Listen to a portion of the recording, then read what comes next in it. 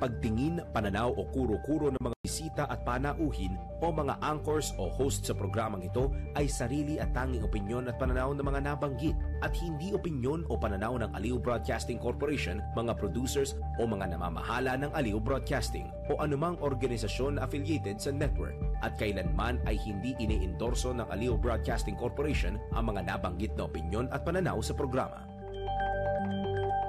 Ang mga balita, dudublihin ang pasada. Ang mga kontrobersyal, mga viral, mga trending na mga tao. Dalawang mas matinding papasadahan. Mga pangyayaring nakikita sa kalsada. Live na papasadahan. Tambalang John Ibanez at Drew Nasino. Doble ang lakas, doble ang tindi. DWIZ Pasada Balita sa DWIZ News, DWIZ News TV at Aliw Channel 23 at sa digital channels ng DWIZ. Huwag magpapaiwan para huwag maunahan. Pasada Balita.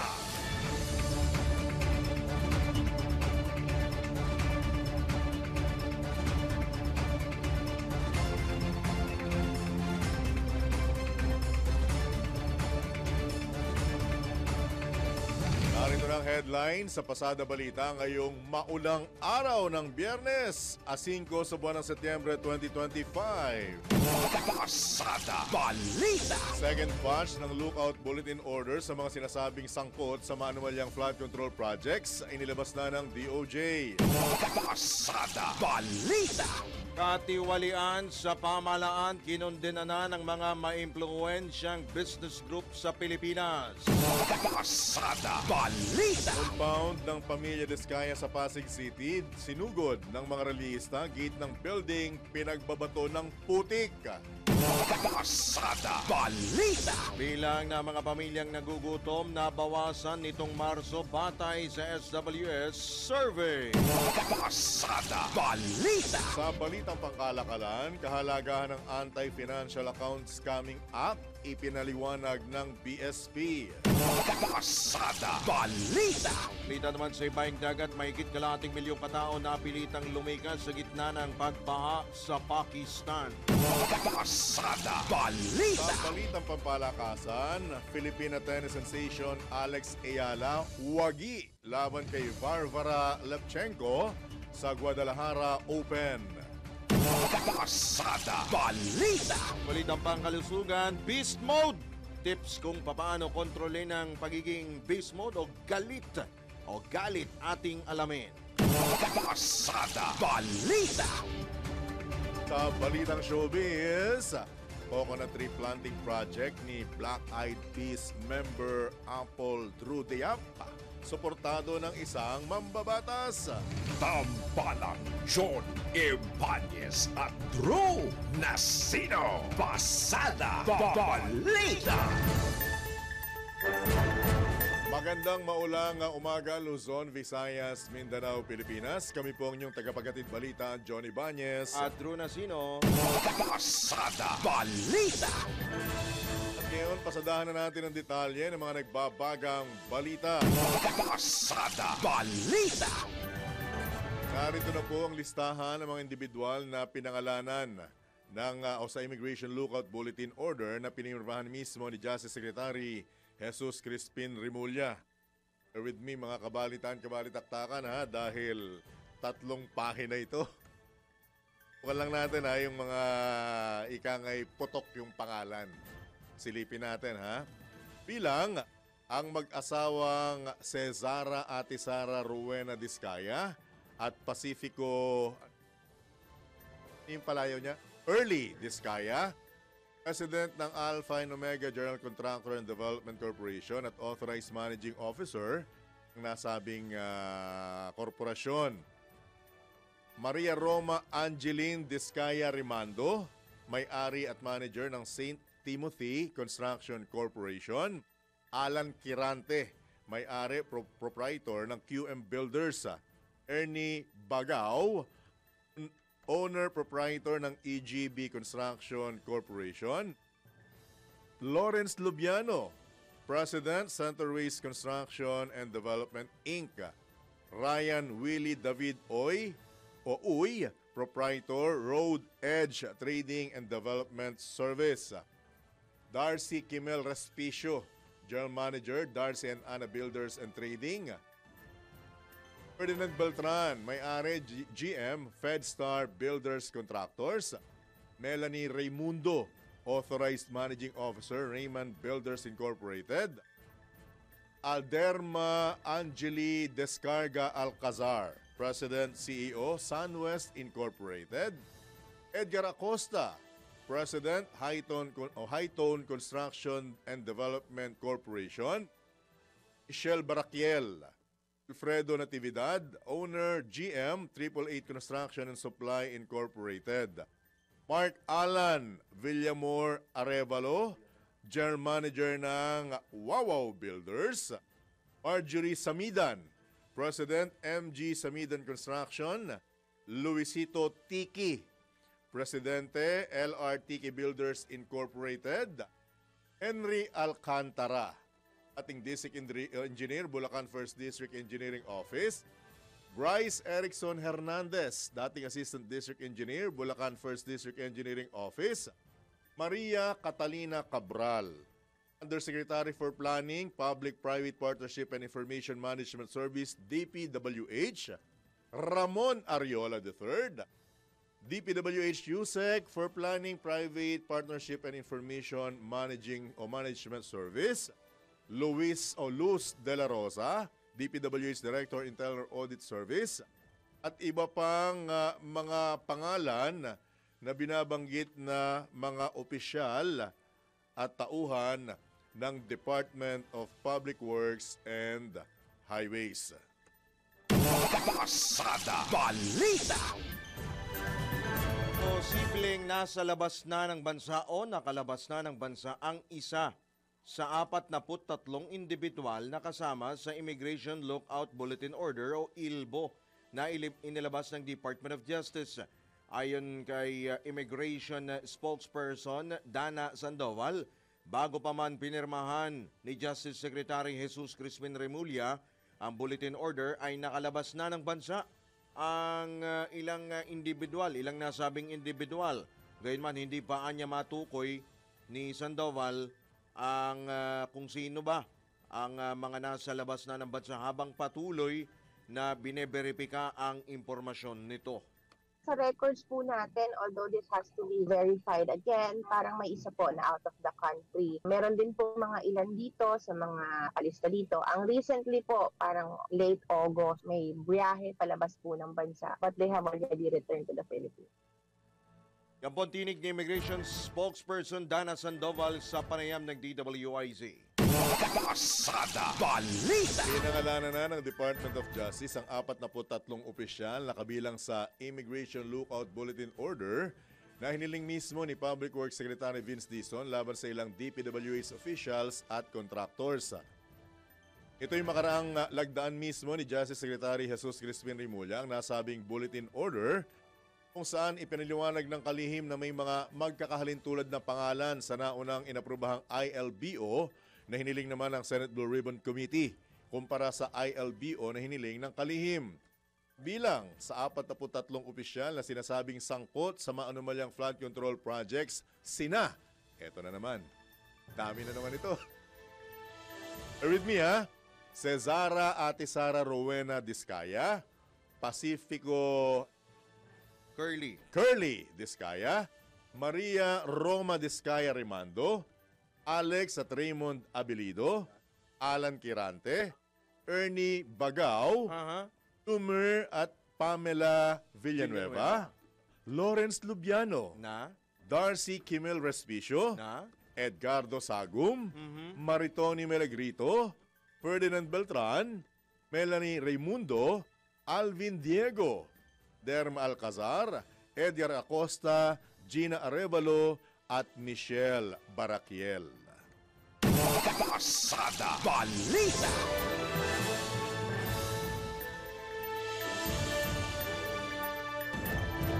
Mariing kinondena naman ng 30 sa pinakamalaki at pinakamaimpluwensyang business group sa bansa ang sinasabing korupsyon sa pamahalaan, partikular na sa Department of Public Works and Highways, Commission and Audit at mga local government unit. Binigyan din ng mga grupo sa pamagitan ng isang pahayag na hindi sapat na bawasan lamang ng mga tiwali ang kasakiman, kundi dapat ay tigilan na ito. Moderate your greed, ika. Iginiit ng mga business group na dapat ay mayroong independent, ulitin po natin independent body na mag-iimbestiga sa mga tiwaling opisyal na magpapanagot, magpapakulong at babawi sa mga ninakaw na pondo ng mga ito. Makakamit lamang nila ng mga Pilipino ang hustisya, partikular ng mga mahihirap sa pamagitan ng pagpaparusa sa mga tiwali. Ibinungkahi rin ng mga business organization ang 6-point action plan. Bilang dito ang pagtukoy sa mga nagnakaw sa kaban ng bayan, pagsuporta sa voter education campaigns para lumikha ng o makilala ng publiko kung sino-sino ang dapat iboto, mangolekta, mangalap ng mga ebidensya laban sa mga nangungurakot na opisyal. Gayun din ang pag-blacklist sa mga negosyante at kontraktor na nakikipagsabuatan sa mga kurakot, kabilang sa mga lumagda.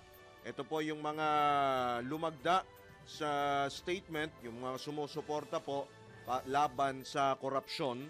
Ito, ang Alliance of Women for Action Towards Reform, Cebu Chamber of Commerce and Industry, Cebu Business Group, Chamber of Commerce of the Philippines Islands, Employers Confederation of the Philippines at Federation of Philippine Industries. Pasada Balita.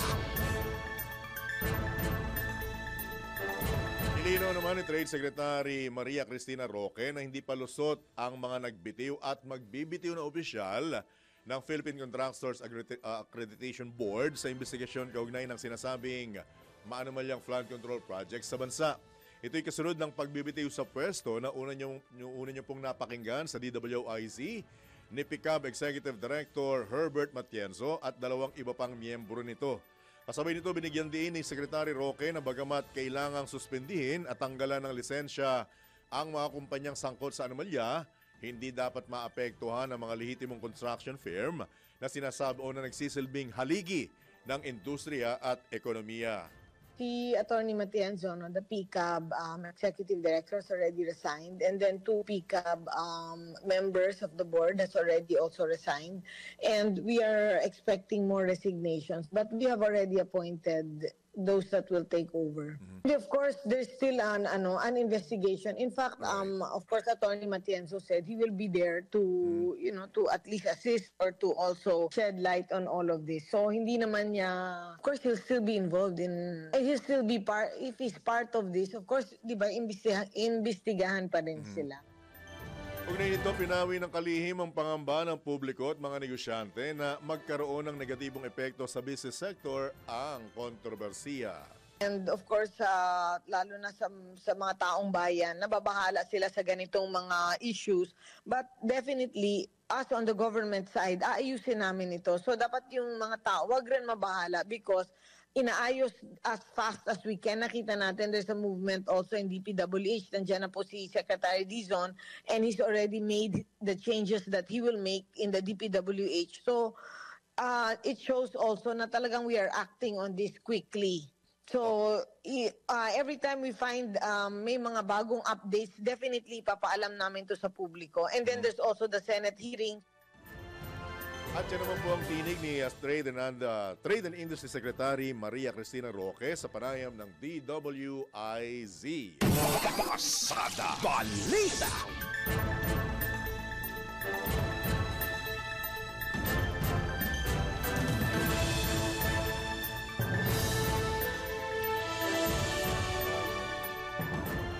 Pagpapatuloy pa rin ang ilang pa mga balita na nawagan si Pasig City Mayor Vico Soto sa mga nagprotesta sa harap ng compound ng pamilya Diskaya sa Barangay Bambang kahapon. Nanawagan ng alkalde na huminahon at iwasan ang paggamit ng dahas. Ginawa ni Soto ang panawagan matapos hagisan, pagbabatuhin ng putik at pinturahan ng mga katagang magnanakaw at kurakot ang gate ng tanggapan ng St. Gerard Construction na isa sa mga kumpanyang pag-aari ng mga kontraktor na sina Pacifico Curly at Cesara Discaya na dawit sa mga anomalya umanong flood control projects.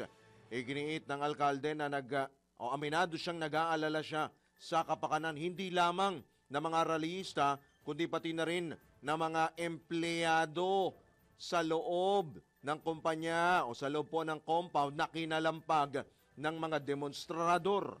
Idinagdag pa ni Mayor Vico na bagaman naiintindihan niya ang galit at puot ng taong bayan, mas mainam na ipaglaban na lamang ang pagpapanagot sa mga nasasangkot sa pamamagitan ng pagsunod sa batas. Pasada Balita! With your indulgence, Kuya Drew, mga kabalitan-kabalitaktakan, alam ko may magtataas ang kilay dito. Pero sa tinagal-tagal ko pong nag-cover before ng rally, parang ito yata ang na-off ako. Medyo na-off ako dahil unang-una, gumugulong yung yung investigasyon. 'Di ba? Pangalawa, kumikilos naman ang lahat ng ahensya para kumbagay alamin kung may pagkakamali o wala itong pamilyang ito. Pangatlo, may restback yan Kasi illegal yung ginawa ninyo Nag-damage kayo ng property. Vandalism. Nag-vandal kayo doon sa pribadong property. Ang kasunod niyang kaso. At saka tama rin yung binabanggit ni Mayor Vico. Hindi naman kasalanan ng mga empleyado at tauhan ng pamilya kung may kasalanan yung kanilang mga amo. Ba't ninyo idadamay? Tsaka wag nating daanin sa dahas. Di ba? Ayun pang iba nagko-comment wag naman mangyari sa atin yung sa Indonesia. Wag naman ganun. Hindi naman lahat tayo may kasalanan. Ba't tayo lahat idadamay? Di ba? Ang sa akin lang, gumugulong ang investigasyon, gumagawa ng mga hakbang ang pamahalaan in general para malaman kung may mga kasalanan at guilty ang mga ito sa mga inaakusa. Pero yung mga ganyang hakbang, sorry, pasintabi sa mga militanteng nagsagawa at nagpaplano pang magsagawa ng ganyang pagkilos, medyo nakaka-off. Kasi baka ang mangyari niyan, makakuha pa ng simpatsya. Alam mo yun? Kasi parang ang mangyayari, na-underdog na yung pamilyang inaakusahan Pangalawa, bukod doon sa kakasuhan kayo, eto pa isa. Nagsagawa ng hakbang ang Philippine National Police para magpakakalat ng tauhan sa paligid ng compound. Isipin nyo, o ano ngayon ang sasabihin nyo? VIP. Kasi pinalibutan ng mga pulis yung compound for security reasons. Sino ba nagsimula? Di ba nananahimik yung pamilya ron Hindi nga tumatakas Di ba? O bubulabugin nyo. Kung galit talaga sila, idaan nila sa tamang proseso. Diba? Idaan nila sa pamamagitan po ng pagsasampa ng kaso. Kung may ebidensya kayo, palabas nyo. Nyo. Diba? Hindi yung marahas kasi lahat tayo apektado. Kagaya niyan. Eto, bilang kaugnayang balita, kakasuhan ng kampo ng Pamilya Discaya ang militanteng grupo na nagrally sa labas ng compound ng St. Gerard Construction sa Pasig City. Ito naman ang kinumpirma mismo ng Legal Counsel ng Pamilya Discaya na si Atty. Cornelio Samaniego III. Sunod ng pagsugod ng militanteng grupo sa nabanggit na compound na pag-aari ng Pamilya Discaya sa lungsod Pasig. Tawagan din si Atty. Samaniego kay PNP Chief Lieutenant General Jose Melencio Nartates. Ito na yung sinasabi ko, magdagdag ng pulis sa labas ng naturang compound. Sa naturang rally, pinagbabato ng putik ng mga rallyista ang gate ng nasabing compound at pininturahan pa ng mga katagang magnanakaw at kurakot. Ayon sa mga nagprotesta, nais silang magkaroon ng accountability ang mga sangkot sa sinasabing maanumalyang flood control projects at panagutin ang mga mambabatas. Kaopisyal ng pamahalaan at mga kontraktor kabilang na ang binansagan nilang flood control queen na si Ate Sara Discaya. Pasada Balita! Tiniyak naman, eto na yung binabanggit mo, tiniyak na Malacanang na hindi papayagan ni Pangulong Bongbong Marcos na mauwi sa kaguluhan ang mga protesta sa bansa tulad ng nangyayari ngayon sa Indonesia kung saan pinaigting o tumindi ang galit ng mga mamamayan dahil sa isyu ng katiwalian. Sunod dito na magkakahiwalay na kilos protesta kahapon, makaraang sugurin ng mga militanteng grupo ang compound ng Pamilya Discaya at pagbabatuhin ng putik at nag-vandalize pa, inisprayan pa po ng pintura yung gate ng compound ng St. Gerard Construction Corporation. Ayon kay Presidential Communications Office Undersecretary Claire Castro, malinaw ang direktiba ng Pangulo na mananatiling nakaangkla sa due process ang lahat ng investigasyon sa maanumalya ng flood control projects. Binigyang diin pa ng palasyo na ginagawa ang mga hakbang na ito para sa kapakanan ng taong bayan at hindi magdulot ng gulo at hindi dapat magamit ang maling impormasyon para palalain ang galit ng publiko. Sa halip ay dapat linawin ang isyu at matiyak na makakamtan ng sambayanan ng nararapat na hustisya. Pasada Balita. Sa pagkakataon ito, tumanggap tayo ng mga pag-uulat mula sa labas ng himpilan. Ilang ahensya ng pamahalaan nakitaan ng questionabling alokasyon sa 2026 National Expenditure Program. Tayo mula kay Patrol 30, Jelly Mendez. 4 na departamento ang nakitaan ng serious and systematic anomalies o questionable alokasyon sa ilalim ng 2026 National Expenditure Program o ang NEP. Ito ang sinabi ni House Deputy Speaker at Antipolo Representative Ronaldo Ronnie Puno, kabilang ang Department of Public Works and Highways o DPWH, Department of the Interior and Local Government o DILG, Philippine National Police o PNP, at Department of Agriculture o DA. Matatandaang nagdesisyon ang political party leaders na kinabibilangan ng Lakas CMD, National Unity Party, Nationalista Party at Nationalist People's Coalition sa rekomendasyong ibalik ang NEP sa Department of Budget and Management o DBM. Ito'y dahil sa irregularidad sa alokasyon ng ilang ahensya ng gobyerno, pero agad din itong binawi matapos magkasundo ang House leadership na hindi na ibalik sa DBM ang NEP at idaan na lamang ito sa budget hearing para talakayin at bigyang solusyon. Iginit ni Puno na tungkulin ng Kamara na tiyakin na ang bawat piso na inilalaan sa budget ay transparent, maayos at walang katiwalian. Una nang sinabi ng mga mambabatas na handa silang maglaan ng oras at deadmahin ang session break upang maiayos ang problema sa 2026 NEP. Ito si Patrol 30. Jelly Mendez nag-uulat para sa impilang may todong lakas sa DWIZ. Nagbabalita ng tama, naglilingkod ng tama.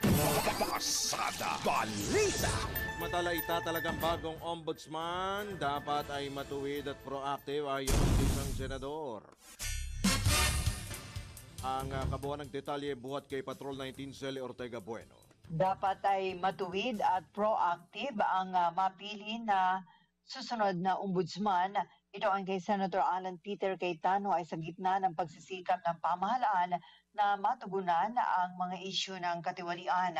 Ay kay Senator Cayetano, napakahalaga na tama ang mapili na italaga na bagong ombudsman sa harap ng mga isyu ng katiwalian sa mga infrastructure projects, lalo na sa flood control projects ng Department of Public Works and Highways. Ayon kay Cayetano, malaking bagay ang pagpili sa susunod na ombudsman dahil magiging kritikal ito sa pagbabalik ng tiwala ng publiko sa gobyerno. Samantala, hinikayat ni Cayetano ang Office of the Ombudsman na magsagawa ng agarang lifestyle check sa mga opisyal ng gobyerno bilang paglaban sa korupsyon. Iminungkahi ito ni Cayetano sa kanyang pagtatanong sa mga nominees o kandidato na nagnais maging susunod na ombudsman. Si Cayetano ang Senate Representative sa Judicial and Bar Council at sa kanyang kapasidad bilang siya ring chairman ng Senate Committee on Justice and Human Rights. Pinaliwanag ng senador ang kahalagahan ng lifestyle check sa pagkumpirma kung naaayon ba ang pamumuhay ng isang opisyal ng gobyerno kumpara sa diniklarang kayamanan base sa kanyang opisyal na Statement of Assets, Liabilities and Net Worth. Binigyan din ni Cayetano ang kahalagahan na mamuhay ng payak at umiwas sa marangyang buhay ang mga opisyal ng gobyerno. Sinabi ito sa gitna nga ng mainit na aligasyon ng korupsyon sa mga flood control at sinasabing mga ghost projects. Ito sa Patrol 19, Celi Ortega Bueno para sa impilang metodong lakas sa DWIC. Nagbabalita ng tama, naglilingkod ng tama. Kapag may bagong balita, naka-on air, agad-agad, DWIZ Patrol Report. Oras muna sa udyat, Engineer Juan Contehino. 27.5 minuto na po makalipas ang ika-6 ng umaga. Atotsada ni Davao City Acting Mayor Duterte laban sa leader ng Kamara. Walang basihan ayon sa mismong tagapagsalita ng mababang kapulungan. Talya nagbabalik, Patrol 30, Jelly Mendez. Binigyan diin ni House Spokesperson Attorney Princess Abante na walang basihan at katawa-tawa ang mga bagong tirada ni Davao City Acting Mayor Baste Duterte laban kay House Speaker Martin Romualdez patungkol sa kanyang SALN. Tinawag na fake news ni Abante at gawa-gawa lamang ang mga inihayag ni Duterte hinggil sa sinasabing SALN ni Speaker Romualdez kabilang ang mga numerong nakapaloob dito. Ayon kay Abante, ang mga tirada ng alkalde mula sa Davao ay tila kabaligtaran umano sa mga Duterte na kilalang nagtatago ng sikreto at hindi nagsasapubliko sa loob ng ilang taong pananatili sa kapangyarihan. Para kay Abante, ipokrito na matatawag ang pagtuturo nila ukol sa transparency. Anya, ang SALN ni Speaker Romualdez ay inihain na linsunod sa batas at bukas sa pagbubusisi ng publiko. Kung talagang naniniwala umano ang mga Duterte sa pananagutan, dapat simulan nila ito sa pagsasapubliko ng kanilang SALN sa halip na mag-imbento ng kasinungalingan para pagtakpan ang kanilang mga kapalpakan. Ito si Patrol 30. Jelly Mendez nag-uulat para sa impilang may todong lakas sa DWIZ. Nagbabalita ng tama, naglilingkod ng tama. Pasada Balita. Iba pang balita, Airbnb planong paimbestigahan ni Senador Sherwin Gatchalian. Bakit kaya Patrol 19, Celie Ortega Bueno? Planong paimbestigahan ni Senator Sherwin Gatchalian ang mga natanggap niyang impormasyon kaugnay sa ilang Airbnb dito sa ating bansa na naglalagay daw ng hidden cameras at nire-record ang ginagawa ng mga guest. Ginagamit daw ang video para ipang-blackmail at pagbayarin ang sinumang na-record sa loob ng Airbnb. Pag hindi nagbayad ay tatakutin ang mga ito na ilalabas ang nakuhang video. Dahil din daw sa high-resolution camera na gamit, maging ang mga detalye sa laptop ng guest ay makukuha oras na magbukas sila ng laptop. Narinig rin daw ng Cybercrime Investigation and Coordinating Center ng CICC ang mga ganitong insidente. Pero wala pa raw silang investigasyon na ginagawa dahil wala pang formal na report o reklamo na dinadala sa kanilang tanggapan. Ito sa Patrol 19, Celie Ortega Bueno, para sa impilang metodong lakas sa DWIC. Nagbabalita ng tama, naglilingkod ng tama. Kapag may bagong balita, naka-on air, agad-agad, DWIC Patrol Report. Sa detalye ng iba pang headline, bumaba ang bilang ng mga pamilyang Pilipino na nagsasabing nagugutom sila. Ito'y matapos lumabas sa isang social weather station survey na bumaba ng 7.2% ang bilang ng mga tinutulungan ng walang gutom program ng Department of Social Welfare and Development. Ayon sa naturang survey, mula 48.7% noong Oktubre 2024, unti-unting bumaba ang hunger prevalence rate sa 41.5% noong Marso ngayong taon. Pinakamalaki ang ibinaba ng regional rate ng Bangsamoro Autonomous Region and Muslim Mindanao kung saan naitala ang isa sa bawat 3 benepisyaryo ng nasabing programa ng ating pamahalaan. Pasada Balita. Implementasyon ng Lookout Bulletin Order sa mga isinasangkot sa flood control projects o anomalya sa flood control projects sisimulan na. Ang pag-uulat mula kay Patrol 24, Jun Samson. Agad sisimulan ng Bureau of Immigration ngayong araw ang pagpapatupad ng Lookout Bulletin Order laban sa ilang tao na isinasangkot sa issue ng umano'y maanumalyang flood control project. Kaugnay niyan ay kinumpirma ni Commissioner Joel Anthony Viado na nadagdagan pa o umabot na sa 43 na mga pangalan ang nadagdag sa listahan na kailangan nilang bantayan. Kabilang sa listahan ng kautusan ay ang mag-asawang Biskaya na di umano'y pinakamaraming nakuhang kontrata sa DPWH o Department of Public Works and Highways. Kaugnay niya na inatasan na ni Viado ang mga immigration officers sa buong bansa na mahigpit na i-monitor ang magiging travel history ng mga nakabilang sa lookout order. Nilinaw naman ni Viado na hindi pinagbabawalang lumabas ng bansa ang mga taong nasa Immigration Lookout Bulletin Order, pero sila ay kukuhanan ng mga impormasyon o detalye sakaling sila ay lalabas ng bansa at kailangang makipag-ugnayan muna sa mga kaukulang ahensya ng pamahalaan bago mag-abroad. Patrol 24, June Samson, para sa Himpilang May Todong Lakas, DWIC. Nagbabalita ng tama, naglilingkod ng tama. Kapag may bagong balita, naka-on air, agad-agad, DWIC Patrol Report! Ikinalugod naman ng Malacanang ang resulta ng pinakuling survey ng social weather stations na nagsasabing 35% ang mga Pilipino ang nagsabing umangat ang antas ng kanilang pamumuhay sa nakalipas na isang taon.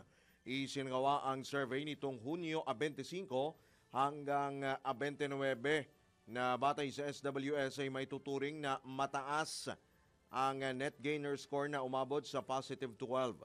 Sa katunayan, ito na ang pinakamataas na net score mula pa noong December 2024 kung saan naitala ang positive 13. Kaugnay nito, inihayag naman ni Palace Press Officer Attorney Claire Castro na makaaasa ang mga Pilipino na patuloy na magsisikap ang pamahalaan para mapabuti ang kalagayan at kalidad ng pamumuhay ng bawat mamamayan. Isinagawa ang second quarter 2025 social weather survey gamit ang face-to-face interview sa 1,200 individual na 18 taong gulang pataas mula sa iba't ibang panig ng bansa. Pasada Balita! Pumwesto sa ika-114 na ranggo mula sa 180 bansa ang Pilipinas sa 2024 Corruption Perception sa Index ng International Social Group na Transparency International. Itinala ng CPI ang mga bansa at teritoryo base sa perceived levels of public sector corruption kung saan 0 ang pinakakorap at 100 naman ang pinakamalilinis mula sa katiwalian. Sa nasabing index, nakakuha ang Pilipinas ng 33 out of 100 na bahagyang mas mababa kumpara sa 34 noong 2023. Sa record ng CPI mula noong 2012, naitala ang pinakamataas na puntos ng Pilipinas noong 2014 matapos makakuha ng 38. Sa pinakuling index, kapantay ng Pilipinas sa 114th rank ang Belarus, Bosnia and Herzegovina, Laos, Mongolia, Panama at Sierra Leone. Pasada Balita! Iba pang balita sa latest mula sa Filipino Mirror, patuloy na tumataas ang presyo ng siling labuyo sa mga lokal na pamilihan. Ngayong pumasok na ang bare months. Ayon sa bantay presyo ng Department of Agriculture, pumalo na sa hanggang 800. Grabe namang mahal nito. 800 pesos ang kada kilo ng presyo ng siling labuyo sa Metro Manila. Mula sa dating 550 pesos per kilo nitong Agosto 15 at 350 pesos kada kilo noong Hulyo 25. Anong meron? Samantala, binigyang din naman ni Agriculture Secretary Kiko Laurel na posibleng makapagbenta ng murang sili sa kadiwa ng Pangulo outlet sa oras na magkaroon na ng karagdagang mapagkukunan ng supply. Ipinaliwanag ng kalihim na ang sunod-sunod na sama ng panahon ang sanhi ng pagbaba ng produksyon ng sili sa Ilocos, Central Luzon at Bicol regions na dahilan din ng pagtaas ng presyo. Pasada Balita! May solusyon tayo dyan. Ano? Ha? Doon tayo manghingi sa pinuntahan natin. Di ba? Oo. Inuubos ng ibon yung bungang siling labuyo, Oo. pero pag dumumi naman sila, kasama yung boto. Oo. Kaya nag-uusbungan yung maganda yung bagong puno ng Paborito sili. nila yan. Kaya lang, medyo malayo na yan. No? Medyo kakaririn mo yung pagpunta doon sa lugar. Oo. Tsaka well secured. Hindi yung ano ko, pinsan ko may tanim. Yun pala eh. Mas malapit dyan? Sa Kalate May. Mas Sa- malayo yun. Malayo yun Oo, eh. mas malayo. Anyway, hingi na lang tayo. Hindi na lang tayo. Kay tatay. Kasi tsaka, ang kakatwiran naman ng mga... Madali lang itanim yan sana eh. ang ikakatwiran naman ng mga pilosopo dyan, sabihin, hindi naman 1 kilo bibilin mo eh.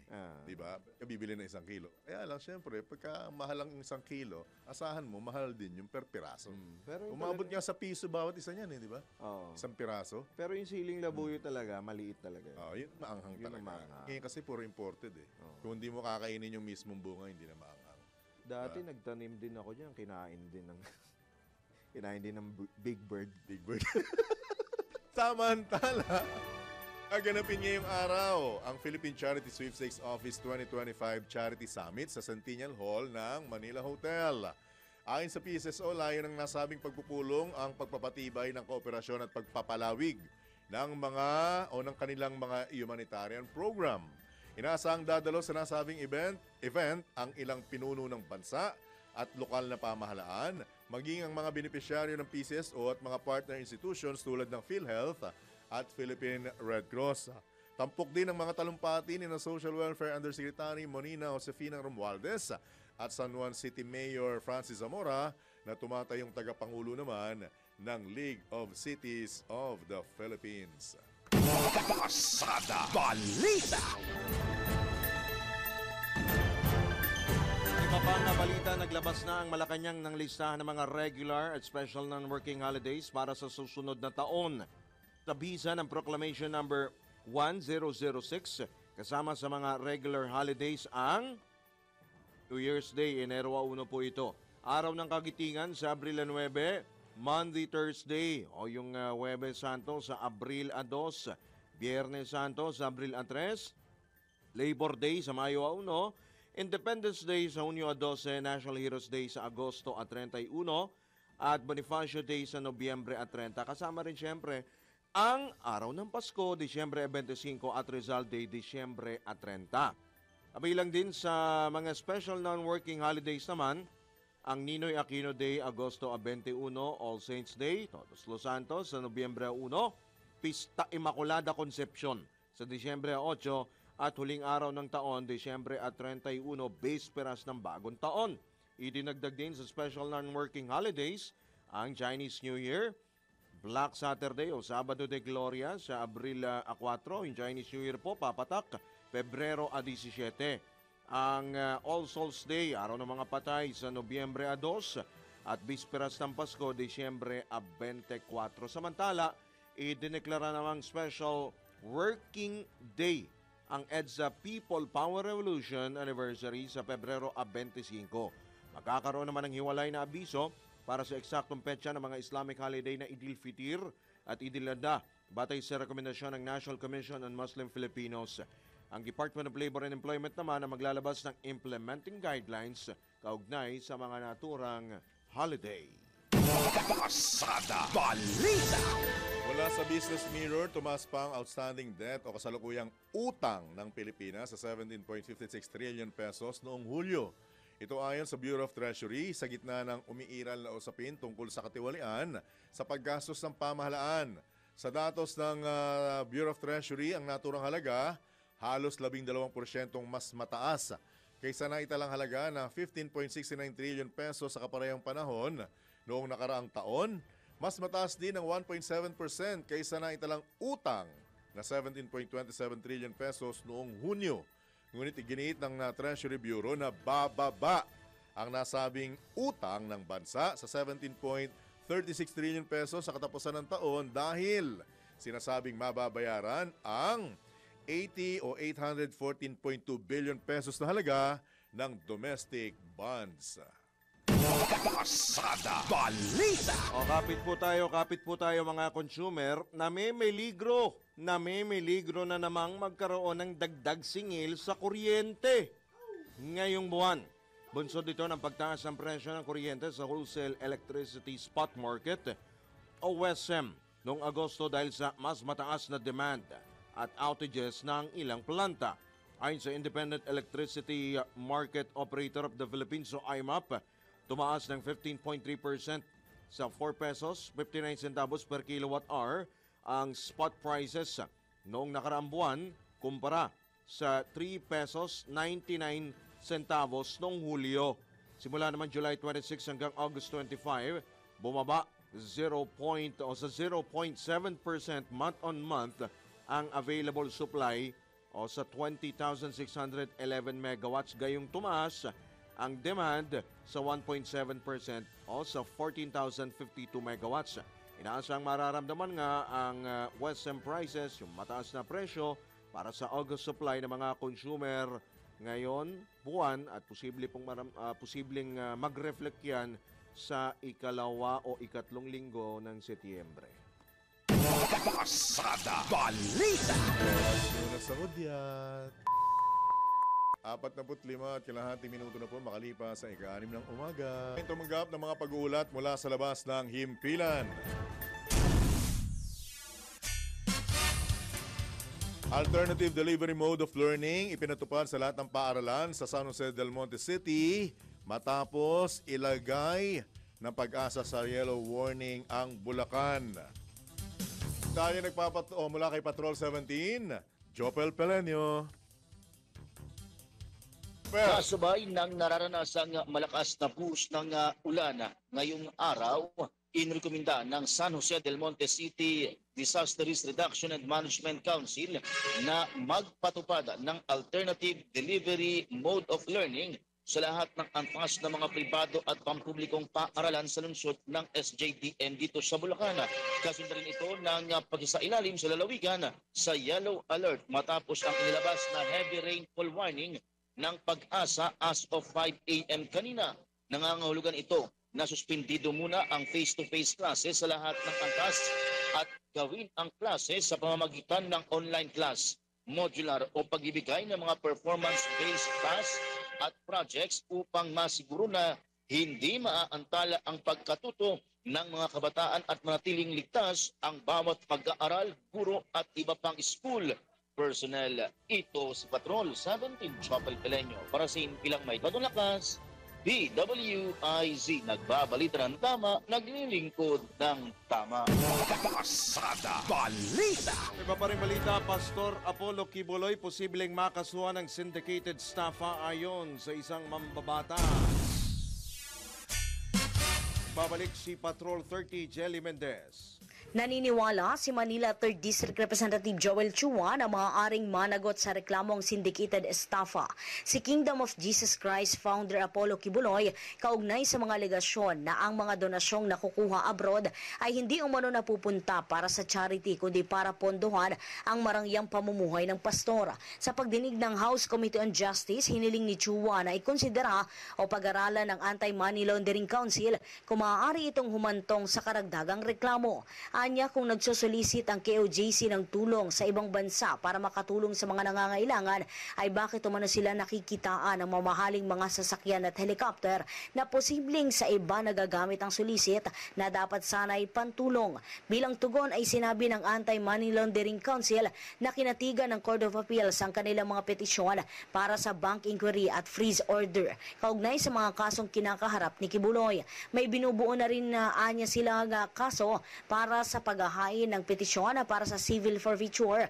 Pero nilinaw nito nga ang ginagawang aksyon ay may kinalawan sa trafficking-related cases ni Kibuloy at hindi sa estafa na itinuturing na predicate offense o pinagmumulan at posibleng senyales para sa money laundering. Sa kasalukuyan ay nakadetene si Kibuloy sa Pasig City Jail habang hinihintay pa ang paglilitis at posibleng extradition ng Estados Unidos dahil sa mga kasong sex trafficking, fraud at cash smuggling. Ito si Patrol 30. Jelly Mendez nag-uulat para sa Himpilang May Todong Lakas sa DWIZ. Nagbabalita ng tama, naglilingkod ng tama. Kapag may bagong balita, naka-on air, agad-agad, DWIZ Patrol Report. Para sa mga magulang at estudyante, makinig po kayong maigi. Inanunsyo ng mga sumusunod na lugar na walang pasok ngayong araw dahil sa patuloy na malakas na buhos ng ulan. Cordillera Administrative Region, Baguio City, preschool to grade 6, public and private. Cagayan Valley, Santiago Isabela, all levels, public and private. Central Luzon, Bulacan, Malolos, kindergarten to grade 12, public and private. Hagonoy, Bulacan, kindergarten to grade 12. Santa Maria Elementary to Senior High School. Tambales, Olongapo City, all levels, public and private. Sa Tarlac, Bamban, all levels, public and private. Pampanga, Masantol, all levels, public and private. Sa Metro Manila, hindi po kayo maigi pero wala pa ang Quezon City. Marikina City, all levels, public and private. Caloocan City, pareho po, all levels, public and private. Valenzuela, Parañaque, all levels, public and private. Pasig City, kindergarten to grade 12, public and private. Malabon, all levels, public and private. Pateros, kindergarten to grade 12. Las Piñas City at San Juan City, all levels, public and private. Panawagan po namin ang alkalde ng Lungsod Quezon. Suyo po kung anong inyong desisyon sa pagpapasok o pagpasok ngayon sa ating lugar. Natili pong nakatutok sa DWIC 882, Aliw Channel 23 at lahat ng digital platforms ng DWIZ News para po sa pinakahuling balita sa lagay ng panahon at kawalan ng pasok. Pasada Balita.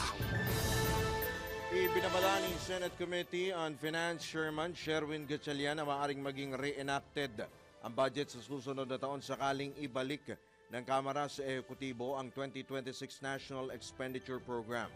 Ayon kay Senator Gatchalian, bagaman maaaring ibalik ang panukalang pambansang pondo sa Department of Budget and Management, sa kanyang pagkakaalam ay hindi pa ito nangyari.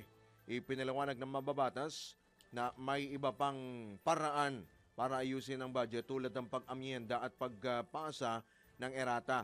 Sa panig naman ng Senado, sinabi rin ni Gatchalian na ipagpapatuloy nila ang budget briefing at aatasan ng ahensya ng pamahalaan na may problema sa appropriations na magsumite ng amendments. Sa kabila nito, iniatras naman ng Kamara ang planong isauli sa Ehekutibo ang 2026 NEP.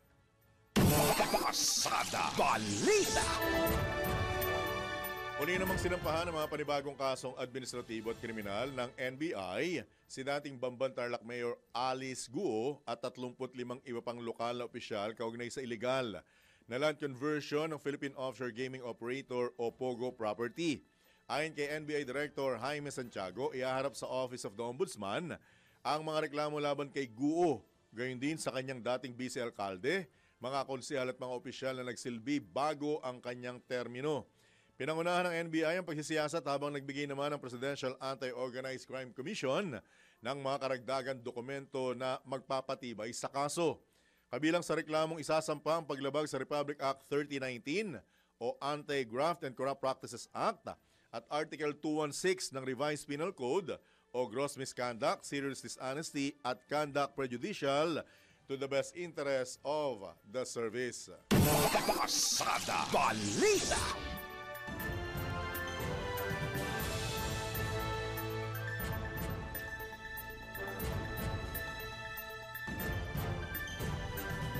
Samantala, nagbabala ang Civil Service Commission sa mga kawani ng pamahalaan na mahigpit na ipinagbabawal ang lahat ng anyo ng pagsusugal sa oras ng trabaho. Kabilang dito ang online gambling, mobile games na may betting elements at maging ang pagtaya sa mga gambling establishments. Sinabi ng CSC na posibleng maharap sa mabigat na parusa ang lalabag sa nasabing patakaran tulad ng administrative sanctions alinsunod sa Civil Service Rules and Regulations. Sa ngayon, pinag-aaralan na ng ahensya ang mga karagdagang regulasyon hinggil dito. Kasabay nito, hinikayat din ng CSC ang iba't ibang ahensya ng pamahalaan na gumawa ng sariling panuntunan para matiyak na nakaiiwas sa pagsusugal ang mga kawani ng pamahalaan. Pasada Balita. Kumpiyansa naman ng Kamara na may susuminti nila on time ang panukalang 2026 national budget sa gitna ng kanilang rekomendasyon sa Department of Budget and Management na muling suriin ang National Expenditure Program dahil sa mga questionabling entries o items. Sinabi ni House Spokesperson Princess Abante na kanilang pipilitin na maabot ang timeline para maipasa ang General Appropriations Bill. Habang hinihintay ang magiging review ng DBM, tutuloy na lamang nila ang budget deliberations para sa mga item na hindi nakitaan ng irregularidad. Una nang tiniyak ng mga House member, partikular ng party leaders, handa silang mag-extend ng oras sa trabaho para matiyak na maisusulong ang pambansang pondo. Ipinunto rin ng mga mamabatas na mas mainam kung maitama muna ng DBM ang NEP upang mabilis na maaprubahan ng Kamara ang pondo para sa susunod na taon. Pasada Balita. Tiniyak naman ng political party leaders sa Kamara na handa silang magsagawa nga ng marathon hearings para talakayin ng panukalang 2026 national budget. Ayon kay House Deputy Speaker at Antipolo Representative Ronaldo Puno, pabor sila kahit hindi na mag-break. Simula Oktubre hanggang Nobyembre.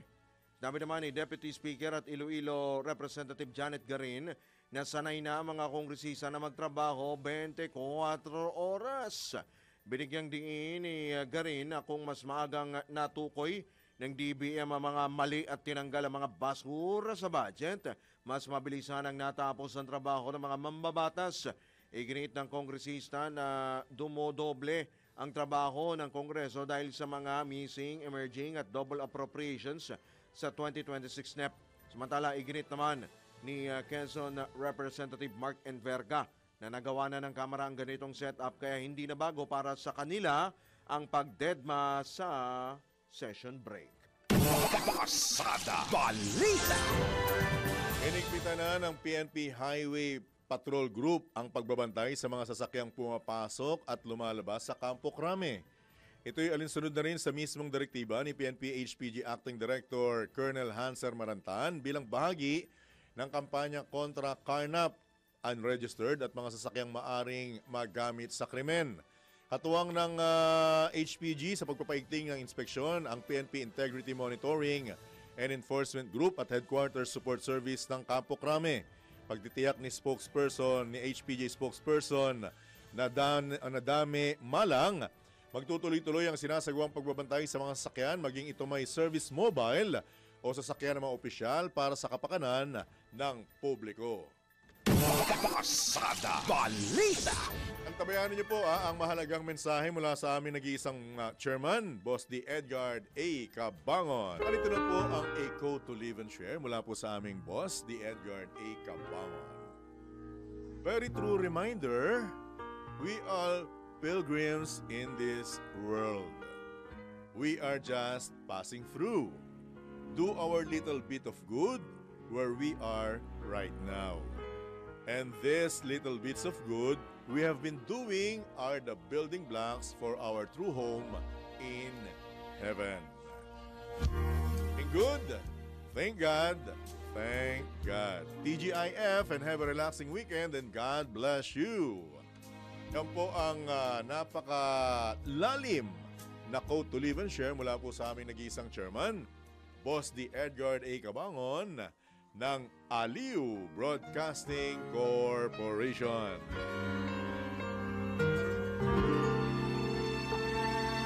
Sa pagkakataon po ito mga kabalitaan-kabalitaktakan, tayo po'y pinalad na makakausap ang mismong dating commissioner ng Bureau of Internal Revenue sa katauhan po ni Attorney Kim Jacinto Henares. Attorney Henares, good morning po. Johnny Banyes, Drew Nasino, live na po tayo sa DWIZ Alu Channel 23. Ma'am. Good morning po, ma'am. Good morning rin sa inyo. Sorry ho, na late. Kala ko kasi 6:50. It's okay, ma'am. Ang mahalaga po, live na po tayo, nakapag-uusap at magkakaroon ng pagkakataong linawin ang ilang bagay na may kaugnayan sa mga naglalakihang balita. Direct to the point na katanungan na po, ma'am, Attorney Henares, with your indulgence. Napukaw po ba ang atensyon ninyo ng mga malalaking anomalyang ito? Kaya nakapagsalita kayo na tingin ko yung Ghost Project madaling file ng kaso kasi lahat yan documentation lang. Tama po ba? Ito pa ba isa sa mga bagay na gumising sa inyong damdamin para mag-react, Attorney Henares? Yeah, kasi first and foremost, Pilipino ako, di ba? Mm-hmm. Second, na-experience ko na kami yung, di ba, dati nagtatrabaho sa BIR. Opo. So, pinaghirapan talaga namin na mangolekta ng pera na panggastos para sa mamamayan. No? Mm-hmm. So, syempre, kung ang gusto mo naman, yung kinolektan nyo namin or dati ng BIR, gastusin ng tama. No? Tsaka ngayon, pangatlo, syempre taxpayer din ako. Gusto ko naman, nagbabayad ako ng buwis kasi gusto kong, first, obligasyon ko yun. Pangalawa, yun yung contribution ko for nation building. No? So lahat yan nagko-contribute na, syempre, meron tayong, dapat magpalasakit tayo. No? Ramdam ko po yung hugot ninyo kasi nung nasa kabilang istasyon ako, pag binubuksan ko yung payslip ko, masaya ako pag nag-OT ako eh. Pero pag nakita ko yung tax na kinokolekta, lumulungkot po ako. Dahil mas malaki pa yung tinax na kinaltas kaysa doon sa overtime pay ko. Tapos makikita mo na ganito ang nangyayari. So talagang feel ko po yung lalo na yung mga talagang nagbubuwis ng buhay. Ika nga, lahat naman tayo, Kim, di ba ma'am, taxpayer. Kaya talagang iba ang dating sa atin. So, Yeah. Go ahead ma'am, go ahead. Sige pa. Yeah, pero ang masasabi ko lang naman is siguro masaya ka naman nabubuwisan ka kasi ibig sabihin nun, may kinikita ka. Kasi kung wala ka namang kinikita, wala kang hindi ka nagbabayad ng buwis, no? So may naman rin yan, no? So yun lang, gusto lang natin parang nagbabayad tayo ng buwis kasi yun parang contribution natin para matulungan yung mga kapwa nating mamamayan na hindi ganun kalaki na meron silang kinikita. No? Yun. Yung pagkakabanggit nyo po with your indulgence, Attorney Henares, so sinasabi nyo, madali lang filean yan. Pwede po ba natin ma-explore ng konti in layman's term para ikangay mabigyang aral ang ating mga kababayan? Tayong lahat na sumusubaybay dito sa mga kasong ito ng maanumalyang flood control project, paano po ba kadali ang discarding binabanggit ninyo para makasuhan ng mga ito, Attorney Henares? Sabi ko, tungkol sa Ghost Project, hindi pa lahat yan documentation, no? Tsaka electronic evidence, no? Hindi na kailangan ng testimony, no? Meron kang budget inallocate, meron kayong bidding document, kukunin mo lang yon. Tapos kukunin mo rin yung certified true copy ng bidding document, certified true copy nun award, certified true copy nun pagbayad, tapos yung completion, pinirmahan ng lahat na tao, certified true copy rin yan. Tapos punta kayo dun sa lugar, no? Hindi, pwede na kayo ngayon gumamit ng drone, no? Pwede niyong kunan. Tapos may picture na kayo. Di yun na yung kaso. Meron kayong binili, wala naman na-deliver. So meron na akong kasalanan nangyari. Ganon ho. Para sa akin, yun ho. Kung sa Ghost Project, simple lang dapat. Ganon ho. Okay. Pero, Attorney Kim, tataka naman ako, bakit kung ganon kasimple, bakit kailangan pa ng hearing? Ano ba binabanggit mo? Senado tsaka Kamara? O talaga? Trabaho nila yun. Attorney, go ahead po. Hindi, pero maganda naman ho na may hearing, no? Kasi kung hindi naman dahil doon, parang hindi naman, parang, bale, yung hearing, yun na yung whistleblower. Diba? Parang sinasabi nung hearing, paano nangyari ito. So based on that, yung may kaukulang opisina na pwede na ho mag-imbestiga at mag-file ng complaint.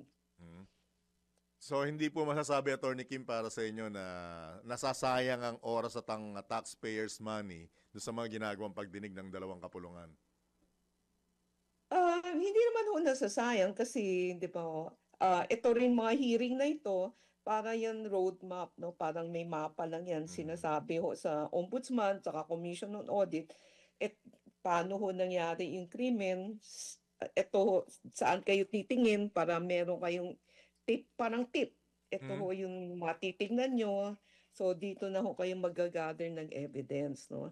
Tsaka, pangalawa, parang, in a way, kung ikaw yung investigating body, gusto mo rin ng suporta, no? Dahil lahat nito, di ba, napukaw yung damdamin nating lahat na dapat, di ba, may public outcry. So yung public outcry na rin yun, nagsusupport din dun sa mga mag-iimbestiga at magpa-file ng kaso. It should lead to moving an office who should be doing their job to file their cases. No? Yun, no? Kaya lang may mga nagbabanggit po kasi na yung composition ng mismong nagsasagawa ng investigasyon ng komite, mukhang may conflict of interest. Dahil yung iba doon, banggitin ko na, si Senator Mark Villar, matagal na naging secretary ng DPWH. Pero kasama po siya sa composition ng Blue Ribbon Committee. At meron din po mga sinasabi nga, sa part naman ng kongresista, na mga kontratista rin naman sila. Ano pong sa inyo rito, Attorney Henares? Para sa akin lang naman is that's their conscience na nila yun, no, kung paano na gawin. Pero kung ikaw yung investigating body, titingnan mo yung buong kaso, hindi mo naman titingnan yung personality, no. So, iimbestigahan mo yan so that the chip fall where it will fall, no. So, in the first place, sabi ko nga, yung mga investigation na yan, parang it's just a tip. Where it will lead, it will depend on the right investigating body. You know? Kasi at the end of the day, maskin ilan hearing pa yan, hindi naman sila magpa-file ng case, ba? Lalabas lang committee report, plus bibigay na naman nila kung sino yung dapat mag-imbestiga at mag-file. Parang recommendatory. Tama po ba, Attorney Henares?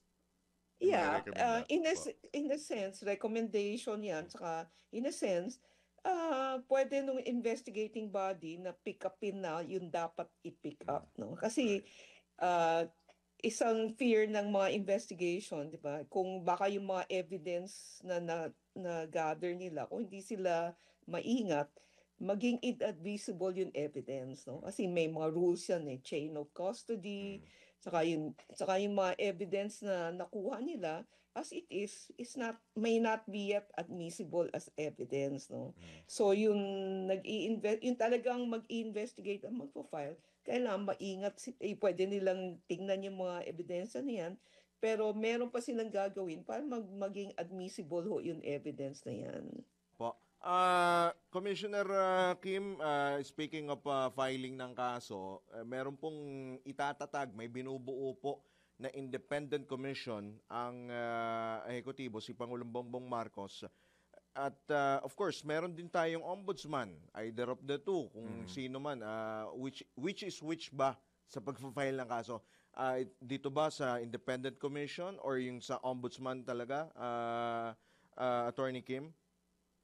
Alam nyo, ang paniwala ko, dapat nun, yung gagawa niyan is yung opisina. Meron tayong mga opisina na tinatag at pinondohan ng budget natin, no? So dapat sila yung kalampagin na gawin nyo yung trabaho nyo.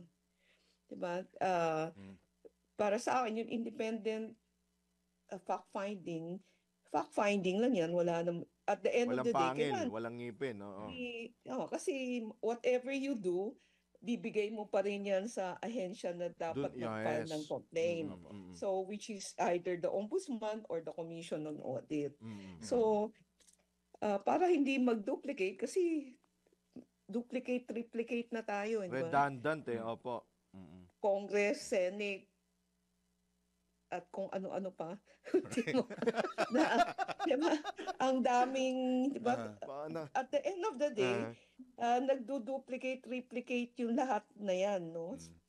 Babaksak pa rin yan sa isang ahensya na siya yung may authority na mag-file ng complaint.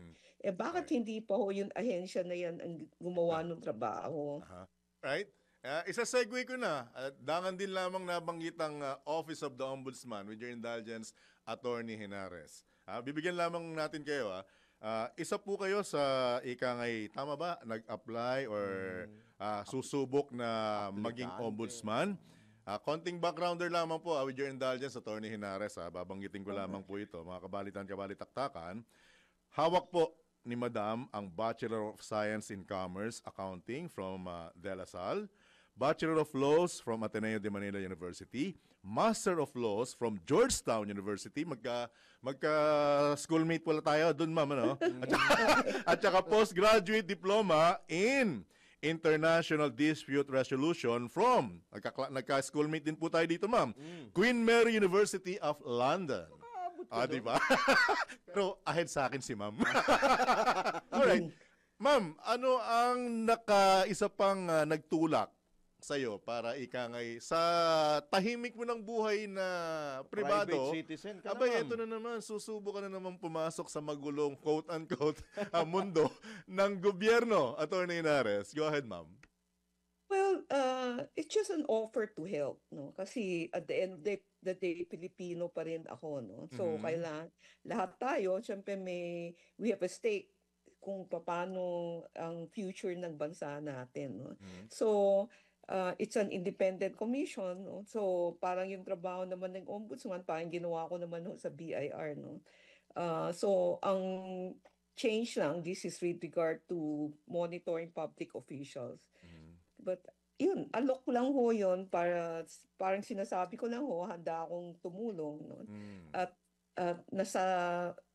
bahala na kung tatanggapin ho yung alok na tumulong, no? So that's basically the reason po.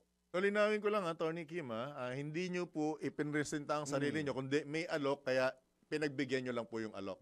Tama po ba pagkakaintindi ko?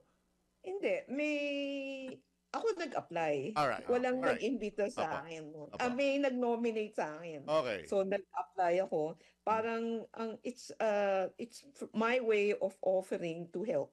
Okay, malinaw naman po. So, Alright. but it's an offer. So bahala na. Pero mama, yung naging performance mo sa BIR, hindi matatawaran. Kaya ang sa akin, good luck po at alam naman natin itong mga babanggay natin pagdating sa ombudsman. Kuyang. Sa tingin niyo, ma'am, mas mabigat ang challenge sa panahon ngayon compare doon. Well, of course, BIR naman before, di ho ba? Attorney Henares? May kanya-kanyang challenge, no? Ang BIR is not an independent, ibig sabihin, ang BIR is really an executive office, no? Under the Department of Finance. Maswerte po ako noon naging BIR commissioner ako, si Pinoy, presidente natin noon, saka si Secretary Purisima, inallow us to do our job. They did not really interfere, no? Difference naman dito, ombudsman is an independent constitutional commission, no? So it's supposed to be able to act independently and do its function, no? So may difference so yung dalawa. May advantage, may disadvantage, no? Sa advantage sa ombudsman, marami ho siyang plenary power, no? Administrative, he can file administrative cases and impose penalties, no? Sa BIR hindi naman ho kami basta-basta pwedeng magganyan, no? Kasi we have to go through a process. So talaga ang dating, Attorney Henares, another new kind of challenge if ever na ikaw ang mailuluklok na ombudsman. Tama po ba? It's a challenge pero kung tama ho ang pag-perform ng office ng ombudsman, malaki naman hong benefit maibibigay ho sa bansa natin.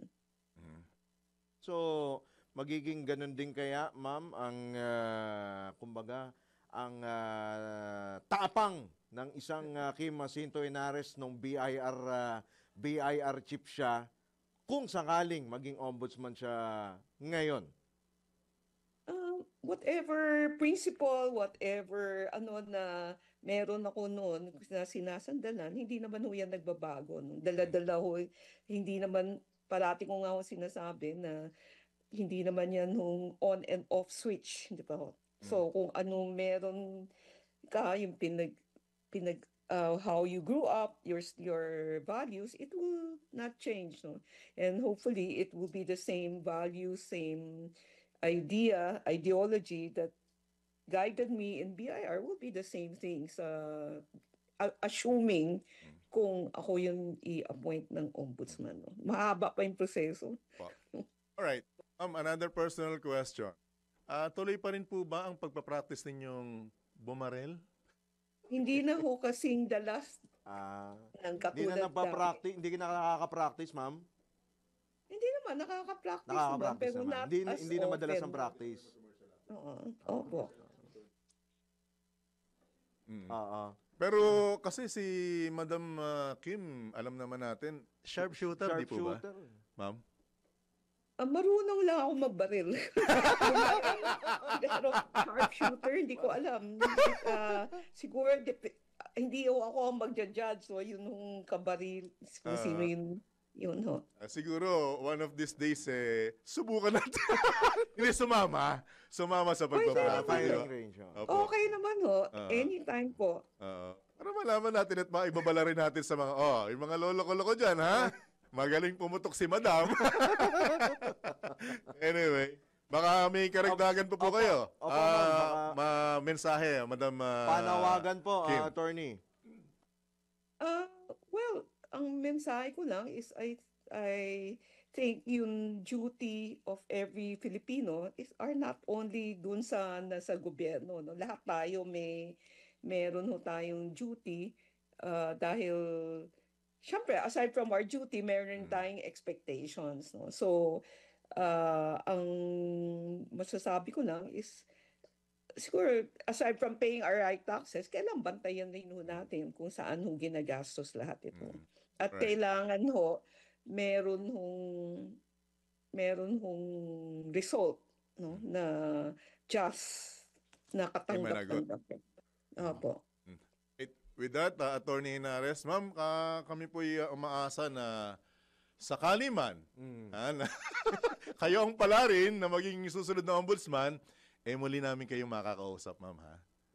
Oo naman, maski hindi ako ombudsman, pwede niyo naman ako kausap. Iyon!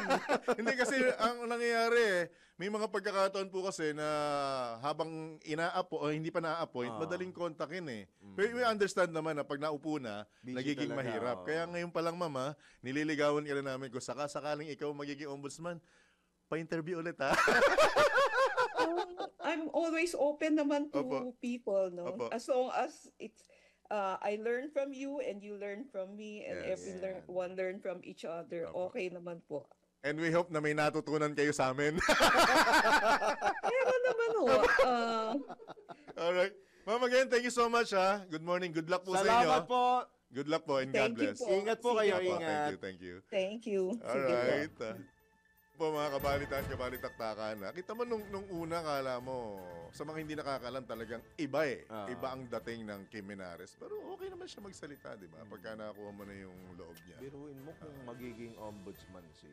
Yung sinasabing isa sa mga babaeng may balls. Ikaw nagsabi. Ballsy. On the record, siya po nagsabi. Balls yun.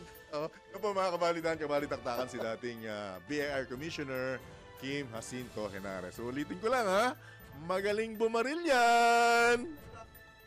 Pasada Balita! 40 yata ang gamit niya. It's either caliber 40 or 45. Kasi ang alam ko, nagkaanuan sila ni Pangulong Noynoy before sa issue ng barilan. Shooter din si dating... Kasi nahilig din sa baril si Pangulong Noynoy. Anyway, ito matindi. Rado yan. Ito. Meron ding letter B to. Ibakar ganyan. Kaya lang mahilig sa Tagalog. Letter I. Dr. Obi. Mercantino. Oras mo na sa udyan. Matindi, may schedule yan, no? 22 at kalahating minuto na po makalipas sa ikapito ng umaga. Ang 2025 GAA Table Tennis Tournament sa SSS Main Office. May kaugnayan ba ito sa PCSO? Siyempre, meron.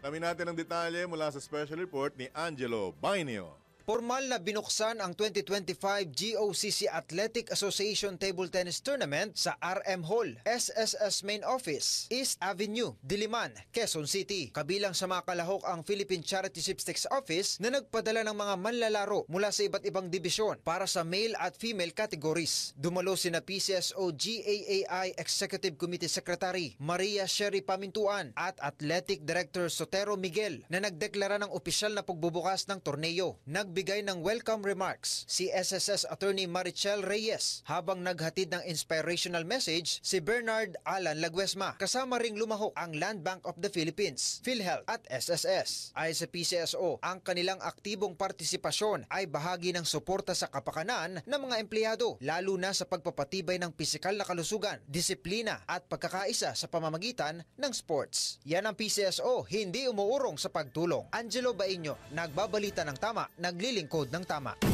Pasada Balita!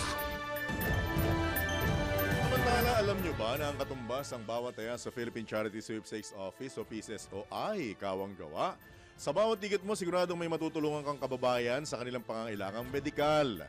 Dahil sa PCSO, basta't kawang gawa at pagtulong, hindi kanila uurungan. Kaya't palagi pong tatandaan, ang bawat taya may kawang gawa. Health is the best wealth sa mga working millennials na may kakaibang challenge pagdating sa kalusugan sa panahon ngayon. Body wellness, mental wellness, at financial wellness. Be sure balance ang lahat sa DWIZ Life Balance. Kasama sina Daryl Justin at Gia Rafael. Monday to Friday, 6 p.m. Libot ng tama. Tambalang John Ibanez at Drew Nasino. Pasada Balita. Oras po na 27 sandali makalipas ang ikapito ng umaga sa pagpapatuloy pa rin ng mga pumapasada balita. Hiniling ni House Committee on Human Rights Chairman at Manila 6th District Representative Bienvenido Benny Abante Jr. sa House Committee on Public Order and Safety na magsagawa ng investigasyon hinggil sa tinawag niyang attempted insertion o pagsingit ng 8 billion pesos sa panukalang 2026 national budget para sa pagbili ng mga baril. Sa isang liham na may petsang Setyembre 3 na ipinadala kay Manila Representative Rolando Valeriano, chairman ng Committee on Public Order and Safety, sinabi ni Abante na dapat itong suriin ng mabuti dahil sa laki ng halaga at sa posibleng paglabag nito sa umiiral ng mga batas. Binigyang diin ni Abante ang mga ulat na kumakalat online na tumutukoy sa isang liham umano mula sa PNP na ipinadala kay Interior Secretary John Vic Remulla na humihiling ng pagsama ng 8 billion pesos sa 2026 budget na pambili ng 80,000 units ng caliber 5.56 mm basic assault rifles.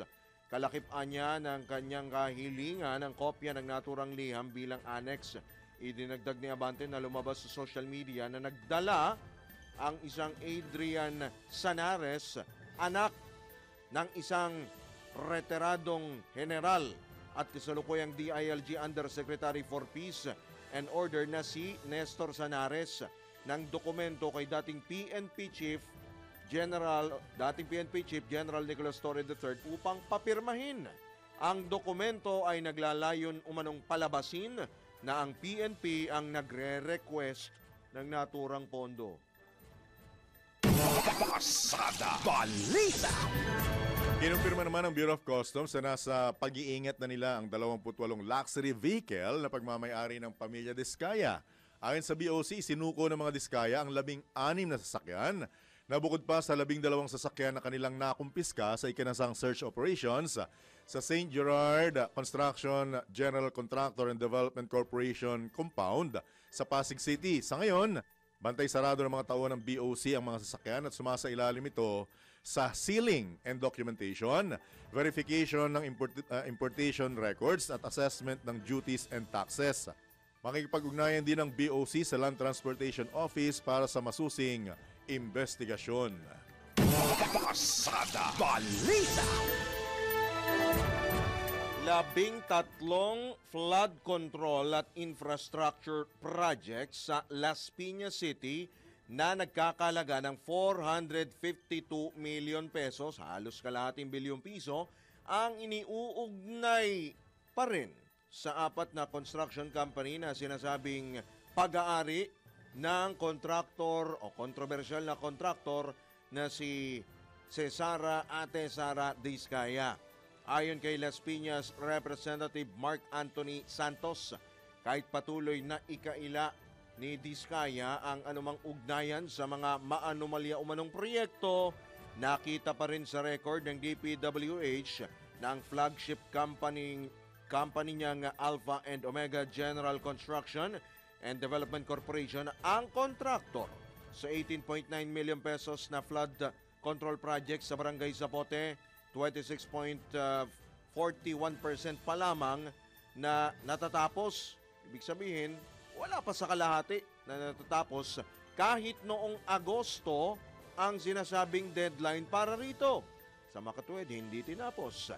Maliban sa naturang proyekto, Ibinunyag ni Santos na pag-aari rin ng mga diskaya ang St. Matthew General Contractor and Development Corporation. Ito po yung binabanggit sa mga naunang report. Amethyst Horizon Builders, Great Pacific Builders na pare-parehong may nakalistang multi-million peso project sa Las Piñas simula taong 2022 hanggang noong isang taon. Pasada Balita! Sino nga dating congressman sa Las Piñas? Sino dating congressman? Dating congressman, alin Las 2nd Piñas. District. Ano? Ay, kung sino man. Kilala? Si Camille Villar. Ngayon ay Senador Villar. Sino yung dating senador dyan? Dating senador. Si Manny Villar. Meron pa? Yung dating senador Cynthia Villar. Okay. So yung Las Piñas, baluarte ng mga Villar. Okay. Thank you, Your Honor.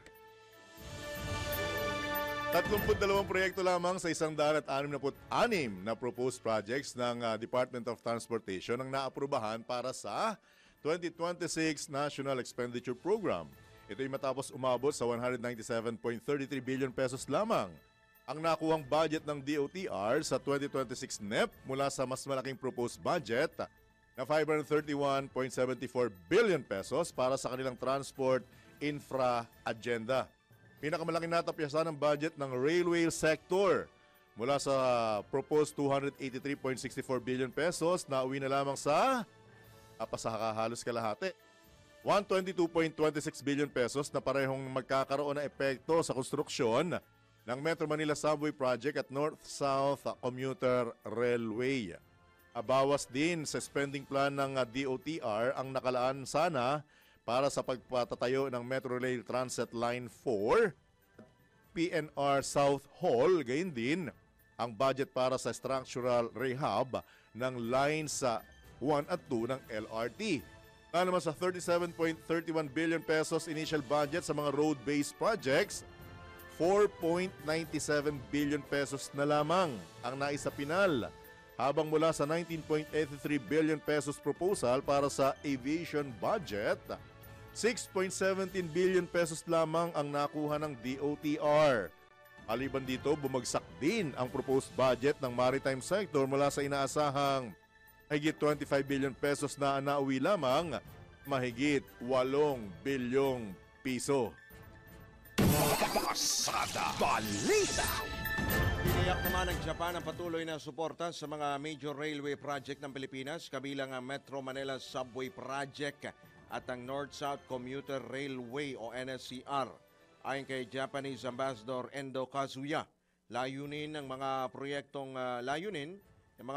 na magsilbi bilang simbolo kung paano magbibigay ng magandang buhay sa mga susunod na henerasyon ng pagkakaroon ng matibay na kooperasyon. Pinag-aaralang mabuting mga infrastruktura at pagkakaroon ng visionary leadership. Magugunit ang nagkasama na si Ambassador Kazuya at Pangulong Bongbong Marcos Jr. nang inspeksyonin ang istasyon yung subway project sa Camp Aguinaldo. May isa sa katuparan ng subway project sa pamagitan ng Official Development Assistance o ODA program ng Japanese government sa tulong ng Japan International Cooperation Agency o JICA Yen Loan. Pasada Balita! Iginiit ng Malacanang na nais mismo ni Pangulong Ferdinand Marcos Jr. na magkaroon ng subpoena power ang binubuong Independent Commission na hanggang ngayon binubuo pa rin, nasisilip sa sinasabing katiwalian na may kaugnayan sa mga flood control project. Sinabi ni Palace Press Officer Claire Castro na gusto ng Pangulong Marcos na magkaroon ng hindi lang dapat ngipin, dapat pangil ang Independent Commission upang magawa nito ang inaasahang mandato ng taong bayan. Sa pamamagitan ng subpoena power, maaaring ipatawag ng Independent Commission ang sinumang individual na maaaring makapagbigay linaw sa mga maanuwalyang proyekto kung may kaugnayan sa baha. Sa ngayon, ayon kay Yusek Castro, nasa pinal na yugto na ang pagbuo ng Independent Commission. Nasa final draft na anya ang executive order na inaasahang agad na ilalabas sa oras na malagdaan ni Pangulong Marcos. Mula dito, malalaman din kung sino-sino ang bubuo sa nasabing grupo. Pasada Balita! Ngayon pa rin nga po niya, kanina binabanggit natin yung project po doon sa Las Piñas simula 2022 hanggang ngayong taon pala. So, 3 taon pala yung kanila pong proyekto dito dyan sa Las Piñas. Kaugnay pa rin nga po niyan, malamig naman si dating Public Works Secretary Rogelio Babe Singson sa posibleng pagsali sa Independent Commission o pagkakatalaga sa Independent Commission na mag-iimbestiga sa mga sinasabing anomalya sa mga flood control projects. Ayon kay Singson, dapat ay walang koneksyon sa ilang ahensya ng pamahalaan ang mga itatalagang miyembro sa binubuong Independent Commission ng Administrasyon. Bagaman hindi partikular na tinukoy ng dating kalihim ng DPWH, aminado ito na dapat babaeng matapang ang mapapabilang o itatalaga na magiging head ng nasabing komisyon. Ang problema, galing ako sa DPWH, sabi nila, may mga kaibigan niya, ganito, may protection na. Dapat talagang independent. Hindi konektado sa DPWH, hindi rin galing, halimbawa, hindi rin of recent years, galing sa COA. At saka ako, ang maglalagay ko dyan, babaeng matatapang. Babaeng ano raw? Matatapang. Matatapang. In short, with B. And S sa dulo. Gayon man, bukas si Singson na magbigay ng kanyang payo o kaya yung mga rekomendasyon kung paano mareresolba ang problema. I'm open naman. Wag na lang, kasi nung dumati ako dyan, top 3 parati yung most corrupt, either DPWH, Customs, o PNP. Yan lang naman naglalabas. Pero naalis kami. Napalitan kami ng iba. But as I said, insider ako Marami pa akong na-promote dyan. Baka mamaya, sabihin na, hindi tinanggal si ganito dahil siya nag-promote. But to me, basic, hindi ako nagpasok ng tao ko. Galing lahat sa loob ang promotion. Yan po ang tinig ni dating DPWH Secretary Rogelio Babe Singson sa panayam ng DWIZ.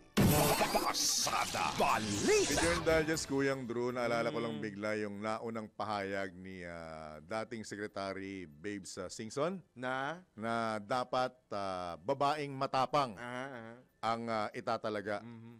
Alam mo kung bakit? May pinaguhugutan yung dating kalihim. Remember nung inaalok siya, nakapalit bumalik siya sa DPWH, ang idinahilan niya, wag na. Bakit? Kasi baka hiwalayan na ako ng misis ko. Pag dikit-dikitin nyo, pag tagni-tagniin nyo. On air yun, diba? binanggit niya yun. Oo, binanggit niya yun. Sa mga interview niya sa malalaking network, binanggit niya na ayoko nang bumalik. Kasi pag bumalik ako, baka hiwalayan na ako ng misis ko Tsaka bukod yung health reason, tsaka family reason. So talagang may pinaguhugutan siya na talagang dapat babaeng matapang. Tinuturo. Talaga. May tinuturo yung daliri. Asan? Saan ba nakaharap nung in-interview mo? Saan nakaharap?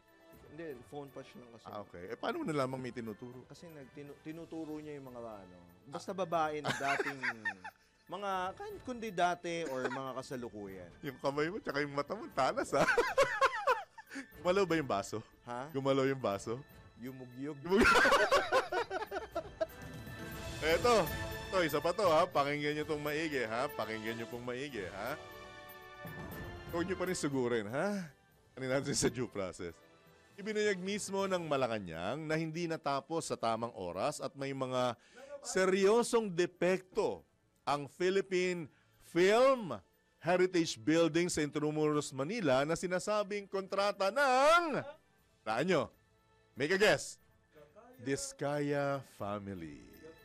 Ayon kay Palace Press Officer Claire Castro, Setyembre 4 ang deadline ng Great Pacific Builders and General Contractor Incorporated na pagmamayari ng pamilya Diskaya para sa konstruksyon ng 107 million pesos na gusali. Pinondohan ng nasabing proyekto sa ilalim ng 2023 General Appropriations Act at inaprubahan noong December 20, 2024. Lumabas sa inspeksyon na hindi pa tapos ang ilang bahagi ng gusali, kabilang ang mga silid na walang tiles, pagsak na kalidad ng elevator, agas at baradong palikuran, palpak na alulod, hindi pa natatapos na theater facility.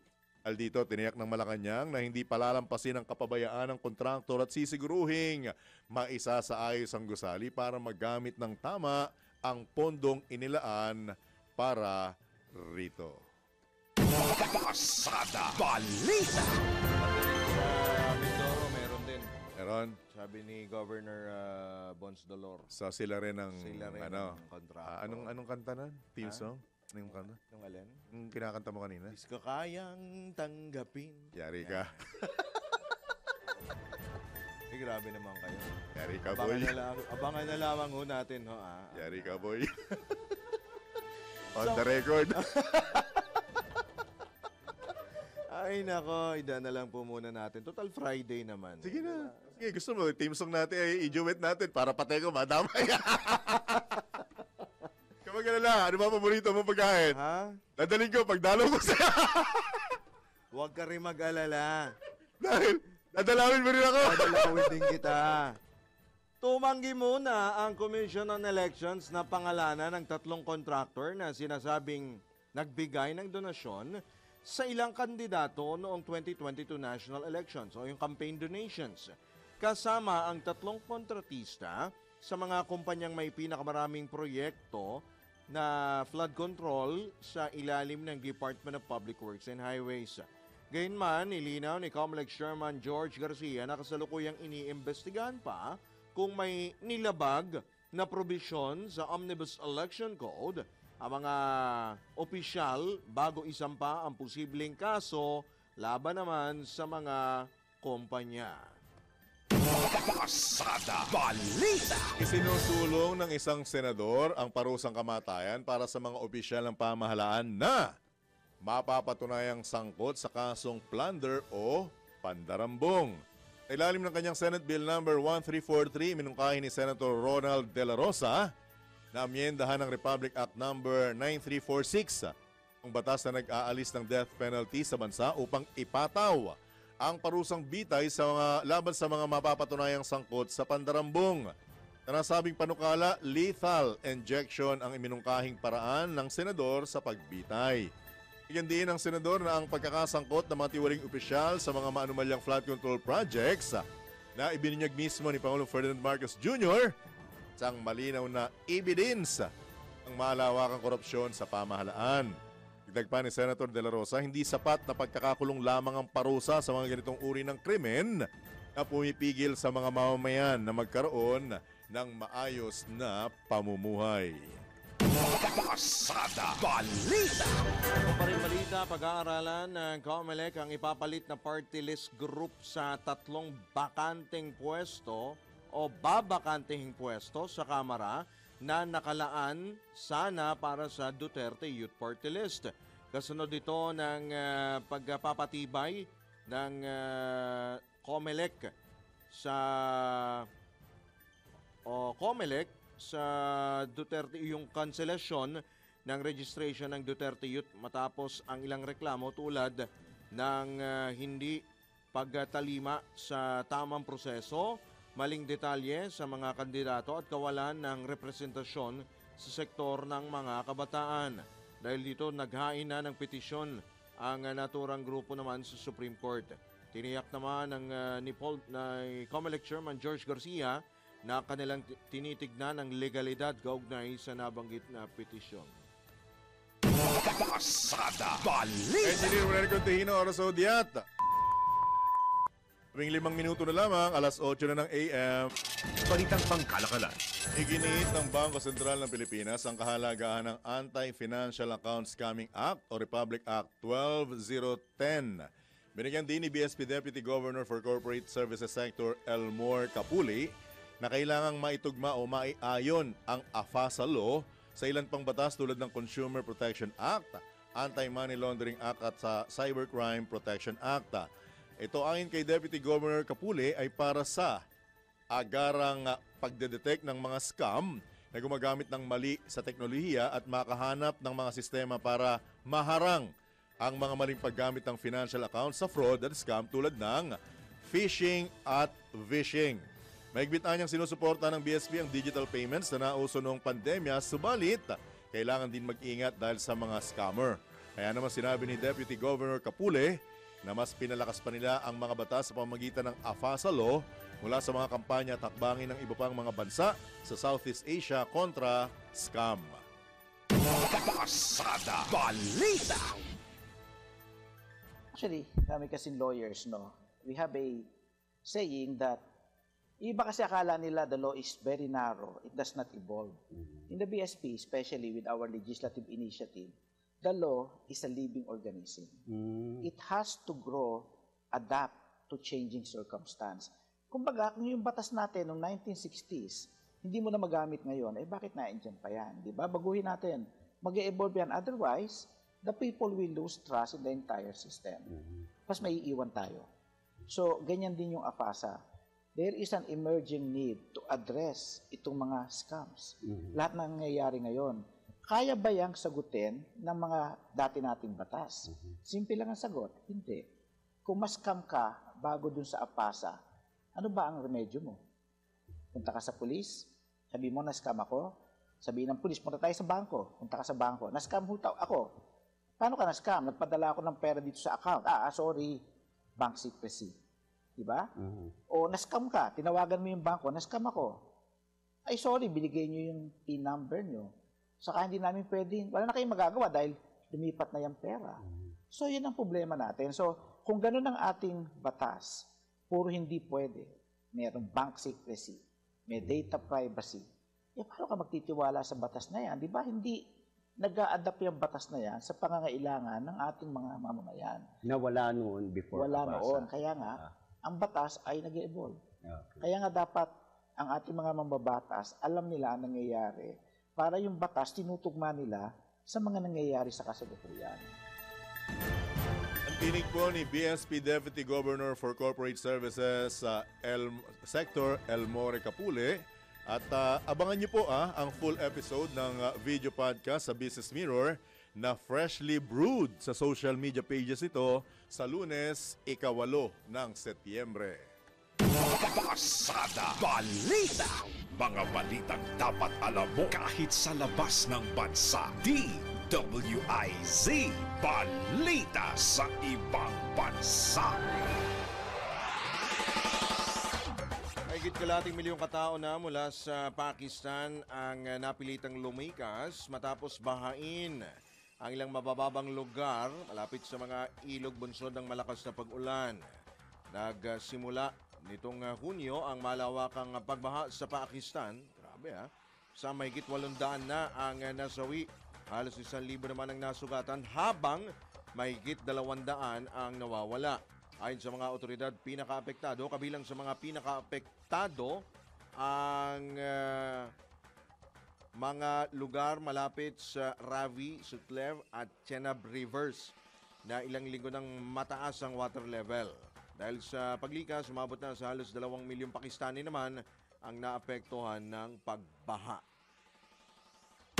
Pasada Balita sa mundo ng palakasan. Ang latest malalaman sa DWIZ Sports News. Alamin natin ang sports update mula kay Ian Articona. Good morning, Boss at Boss Drew! Narito na ang latest sports update. 2 beses nanalo si Filipina tennis sensation Alex Ayala sa Guadalajara 125 Open sa Mexico ngayong araw.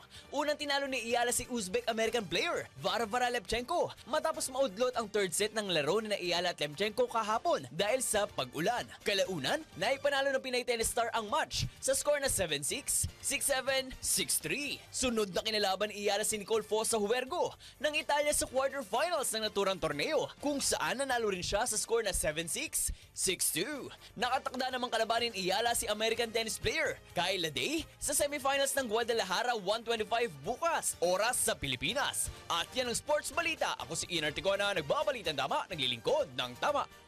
Pasada Balita. Balitang pangkalusugan.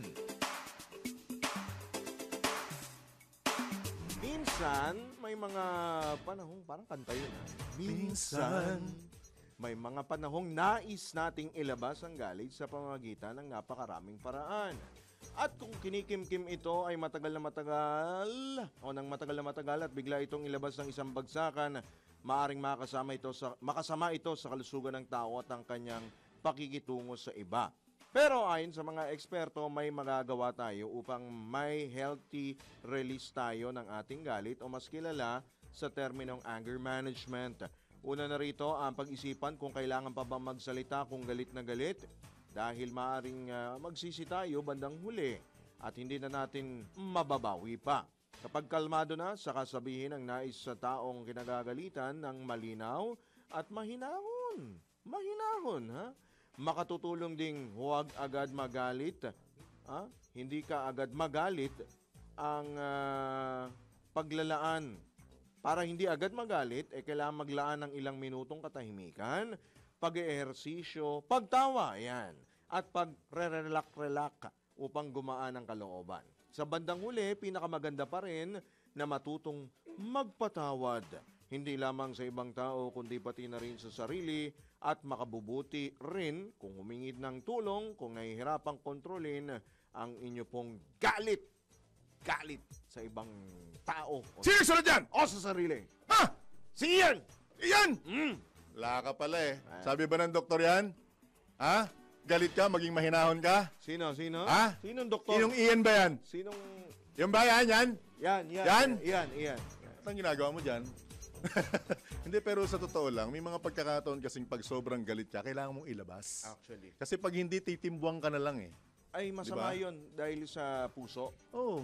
Kailangan inire-release mo. Lahat ng sama ng panahon, sama ng loob, galit mo, dapat may may outlet. Sakit yan. Oh. Pinagmumula ng sakit yan. Kaya nga ako, para hindi na ako nasisigawan ng nanay ng mga anak ko, sinusunod ko na lang lahat.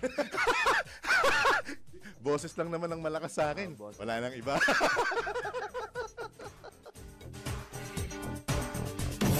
Pasada Balita. Ito na ang latest, bagong-bago, fresh na fresh. DWIZ Showbiz News. Isa pa rin nakaloko dyan sa binasa mong yan. Hirap naman yung galit na galit ka, bigla kang tatawa. Para ka siraulo naman. Di ba? Matindi yan. Matindi. Obvious na nga natin. Diba? Pinipilit ko pa yung... Si Ian lang naman Sino ba nagsalat yan? niya. Huwag natin paintindihin yan. Sinusuportahan ng isang senador ang proyekto ni Black Eyed Peas member Alan Pineda Lindo o mas kilala bilang Apple Day na naglalayong palawigin ng coconut production sa Pilipinas. At alakay ng senador at ni Lindo ang 100 million coconut trees for the climate project ng Apple Day Foundation International na nakatuon sa pagtatanim ng 100 milyong puno ng nyog sa buong bansa. Nauna ng pinuri ni Apple ang mga magsasaka bilang mga rockstar na magtataguyod sa pambansang ekonomiya. Matatandang dumating ang Black Eyed Peas sa Pilipinas para sa isang one-night-only concert MOA Arena noong Agosto bilang bahagi ng pagdiriwang ng kanilang 30th anniversary. Yo, yo, yo! Pasada Balita. Habol po natin ang good news. 3 profesor mula sa De La Salle University. Ano to? Branch. DLSU ang muling napasama sa Research.com World's Best Scientist 2025. Nanguna si Vice President for Research and Innovation, NAST academician at World Academy of Sciences Fellow Professor Raymond Tan.